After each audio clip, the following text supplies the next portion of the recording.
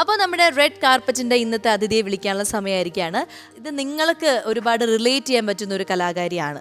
കാരണം നിങ്ങളുടെ ഈ ഫീൽഡുമായിട്ട് ശബ്ദവുമായിട്ട് ബന്ധപ്പെട്ട ഒരു കലാകാരിയാണ് നമ്മൾ ഇന്ന് വിളിക്കാൻ പോകുന്നത്. വളരെയധികം സ്നേഹത്തോടെ സ്വാഗതം ചെയ്യാം പ്രീതിമ.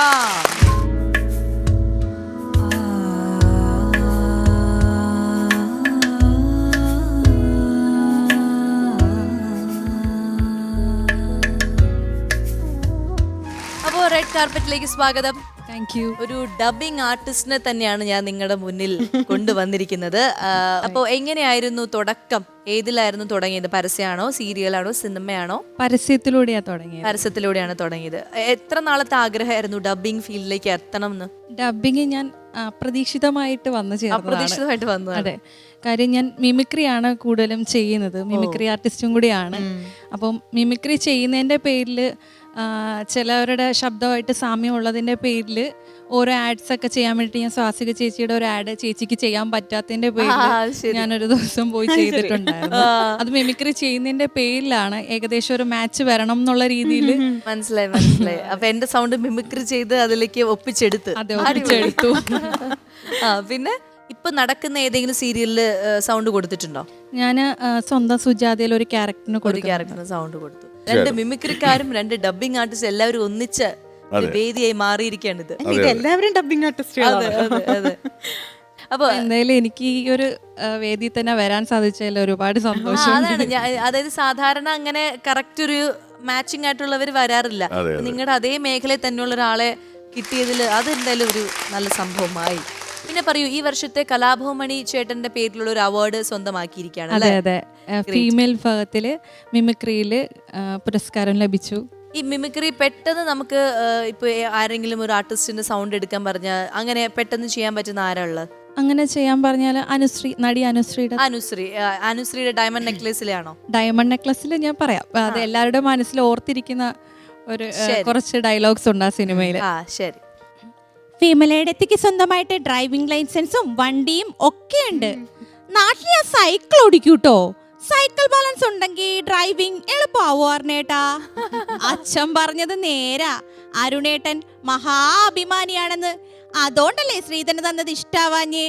എന്റെ അരുണേട്ടനെ മനസ്സിലാക്കാൻ ഇനി വേറെ ആരാ ഉള്ളത്?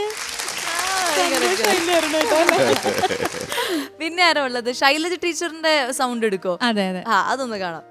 കേരളത്തിലെ സ്ത്രീകൾ കഴിവ് തെളിച്ചിട്ടുണ്ട്. ആയിരക്കണക്കിന് സ്ത്രീകൾ. അതുകൊണ്ട് അവർക്ക് അവസരം നിഷേധിക്കണമെന്നുള്ളതല്ല.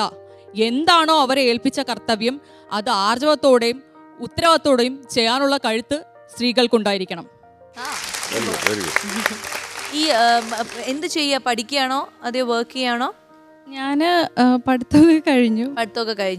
നേരെ പഠിത്തം കഴിഞ്ഞു. അതിന്റെ ഇടയിൽ വേറെ കലാഫീൽഡാണ് കൂടുതലും ഇൻട്രസ്റ്റിംഗ്. ഏതുവരെ പഠിച്ചു? ബികോം. ഈ കോളേജ് പഠിക്കുമ്പോഴാണോ ഈ പറയുന്ന ഒരു? അല്ല, ഞാൻ മിമിക്രി ചെയ്യാൻ തുടങ്ങിയത് 7th പഠിക്കുമ്പോൾ തൊട്ട് മിമിക്രി ചെയ്യും. സ്കൂൾ കലോത്സവങ്ങളിലൊക്കെ വിന്നർ ആയിട്ടുണ്ട്, കേരളോത്സവം വിന്നർ ആയിട്ടുണ്ട്. എന്താണ് ഇങ്ങനെ ഒരു മിമിക്രി ചെയ്യാനായിട്ട് തോന്നിയതിന്റെ? അത് ഞാൻ കുഞ്ഞിലെ ഒരു 7ാം ക്ലാസ്സിൽ പഠിക്കുന്ന സമയത്ത് തന്നെ സീരിയൽ ഉണ്ടായിരുന്നു, വിക്രമാദിത്യനും വേതാളം എന്ന് പറഞ്ഞിട്ട്. അതിനകത്ത് ആ വേതാളം എന്ന് പറഞ്ഞ ക്യാരക്ടറിന്റെ ഒരു പ്രത്യേക തരം ശബ്ദമാണ്. അത് ആരും എടുത്തിട്ടില്ല. അപ്പൊ അത് ഞാൻ ഇങ്ങനെ ഡെയിലി കാണാൻ തുടങ്ങിയപ്പോഴത്തേക്ക് വീട്ടിലിരുന്ന് വെറുതെ ആ സൗണ്ട് ഇങ്ങനെ എടുത്ത് നോക്കുമ്പം അപ്പൊ അച്ഛനും അമ്മയൊക്കെ പറയും കറക്റ്റ് ശബ്ദമാണെന്ന് പറയും. അപ്പൊ ഞാൻ സ്കൂളിലൊക്കെ പോയി ചെയ്യാൻ തുടങ്ങി. എല്ലാവരും ഭയങ്കര കയ്യടിയായി. പിന്നെ ട്യൂഷൻ സെന്ററിലൊക്കെ പോകുമ്പോഴത്തേക്ക് സാറുമാരാണ് പറയുന്നത് ഇതുപോലെ കലോത്സവങ്ങൾക്കൊക്കെ പങ്കെടുക്കാൻ വേറെ കുറച്ച് വോയിസ് ഒക്കെ ട്രൈ ചെയ്ത് നോക്കുന്നത്. അങ്ങനെ ഞാൻ കുഞ്ഞു കുറേ വോയിസുകളൊക്കെ ട്രൈ ചെയ്ത് നോക്കിയപ്പോൾ എനിക്ക് പറ്റുന്നുണ്ടെന്ന് മനസ്സിലായി. അങ്ങനെ ഈ ഒരു മുന്നോട്ട് പോയിക്കൊണ്ടിരിക്കുന്നു. നല്ല രീതിയിൽ മുന്നോട്ട് പോകാൻ പറ്റുന്നുണ്ട്. അപ്പൊ ഇനിയും അങ്ങോട്ട് ലൈഫ് അടിപൊളിയായിട്ട് ഇരിക്കട്ടെ.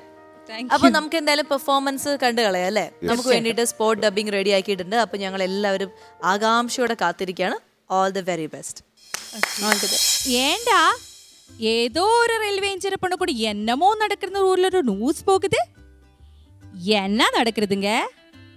சொல்றா சொல். അത് ശരിയായില്ലേ? റൂട്ട് ശരിയായില്ലല്ലേ? ഡാർലിംഗ്, ഞാനൊരു കാര്യം പറയട്ടെ.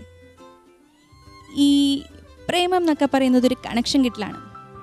അതൊരാൾക്ക് കിട്ടിയും മറ്റൊരാൾക്ക് കിട്ടാതെ ഇരിക്കുകയും ചെയ്യുന്നത് ഇച്ചിരി പെയിൻഫുള്ളാണ്. ഇച്ചിരിയല്ല, നല്ല പെയിൻഫുള്ളാണ്. നിനക്കെന്താണ് എന്റെ അപ്പനെ എപ്പോഴും ചൊറിഞ്ഞോണ്ടിരിക്കുന്നേ? നിന്റെ അപ്പൻ എന്തിനാണ് കാണുമ്പോ എന്നെ അങ്ങേരുടെ ഊള കമ്പനിയിലോട്ട് വിളിക്കുന്നത്? നിനക്കെന്താണ്? എന്റെ അമ്മ ഇടുന്ന കാപ്പി ഊള കാപ്പി, എന്റെ അപ്പന്റെ കമ്പനി ഊള കമ്പനി. നിനക്ക് അവരെ മോളെ കെട്ടാൻ വേണമല്ലേ? ഒരു ശെൽബി വെറുതെ തർക്കിച്ച് ജയിക്കാൻ, എന്നെ ഹേർട്ട് ചെയ്യാനും ഓരോരോ കാര്യങ്ങൾ പറയുമ്പോൾ ആലോചിച്ചു അനുപ എൻ്റെ തലയിൽ കൂടെ പോകുന്ന 10,000 കാര്യങ്ങളാ.